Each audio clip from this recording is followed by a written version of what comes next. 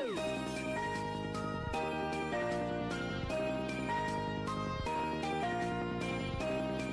guys! Welcome to my vlog.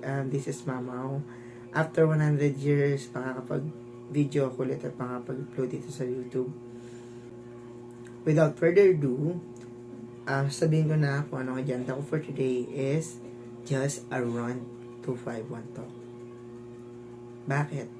They wasted my time. Pinaasa niya lang kami, ako. Since, by the way, sa mga hindi pa nakakaalam, I am a working student. So, yung schedule ko talaga tight. Then, syempre gusto ko ng extra income. Ginagrab ko yung opportunity na makapagturo kuno sa 51 Talk.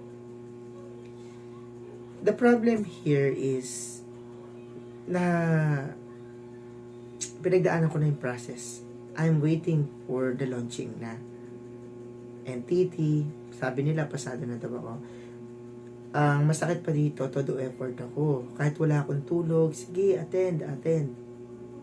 Pero guys, if you are a working student, if you are a busy person, tapos isinisingit mo lang sa schedule mo itong 51 Talk for extra income, please, huwag niyo pong sayangin yung oras niyo.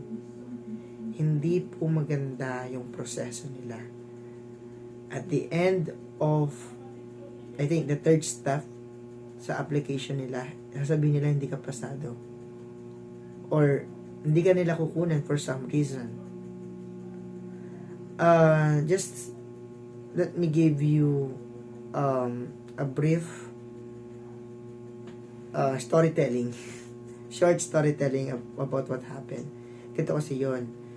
Nag-ready ako ng mga gagawin ko as in ng white background, meron akong cancellation headset, noise cancellation headset, tapos talagang sinet up ko pa yung aking kwarto para sa interview. Luckily, I passed.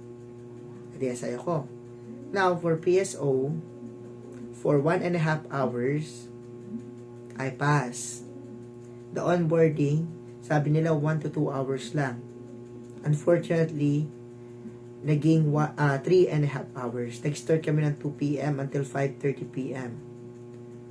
So, kahit sobrang antok ko na, pagod ko na, kasi nagtrabaho ako ng gabi, mag-aaral ako sa umaga, talagang isiningit ko lang siya. Tapos, hindi, yung effort mo, hindi worth it for 51 Talk. Ang baba rin kasi ng rate nila. Sa tutuusin, mas maganda pa yung sinasahod ko. The reason why I am applying because of the experience. It is teaching. Yung course ko kasi is related sa teaching.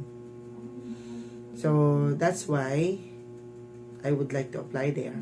So, if you are applying to 51 Talk, please make sure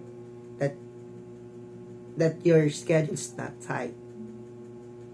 And kung talagang gusto mo yun, go lang.